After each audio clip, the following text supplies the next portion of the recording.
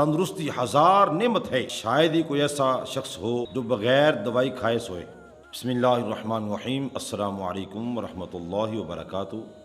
तो नाज़रीन, आज हम एक ऐसा वजीफ़ा लेकर हाज़िर हुए हैं जिसकी तकरीबन हर एक शख्स को ज़रूरत है, चाहे वो बच्चा है या जवान, बूढ़ा है या ख़ातून। वो वजीफ़ा क्या है?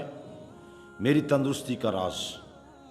तो नाज़रीन, तकरीबन हमने ये मामला देखे हैं। आज ऐसा लगता है कि इल्ला माशाअल्लाह शायद ही कोई ऐसा शख्स हो जो बग़ैर दवाई खाए सोए। तकरीबन हर बंदा वो रात को कोई ना कोई गोली, कोई ना कोई दवाई वो खाकर सोता है।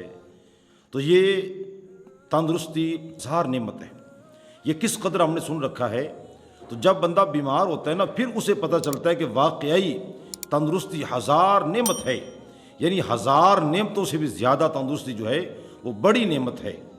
आप तंदुरुस्त हैं, जो मर्ज़ी खाएं पिएं, उठें बैठें, दौड़ें, छलांगे लगाएं, लेकिन जब बंदा बीमार हो जाता है बिल्कुल एक कदम उठाना भी बंदे के लिए मुश्किल हो जाता है। इसलिए एक ऐसा वजीफ़ा हम लेकर आपके पास हाज़िर हुए हैं जो तंदुरुस्त बंदे को रखने के लिए बहुत ही मुजर्रब वजीफ़ा है। वजीफ़ा क्या है कि रोज़ाना सुबह की नमाज के बाद 100 मरतबा पढ़ना है या सलामो। चूँकि ये अल्लाह ताला का इस्म गिरामी है, तो जब आप अल्लाह ताला को ये पुकारेंगे इस नाम से, तो इंशाअल्लाह ताला रब्बे ज़ुल जलाल आपको हमेशा तंदुरुस्त रखेगा।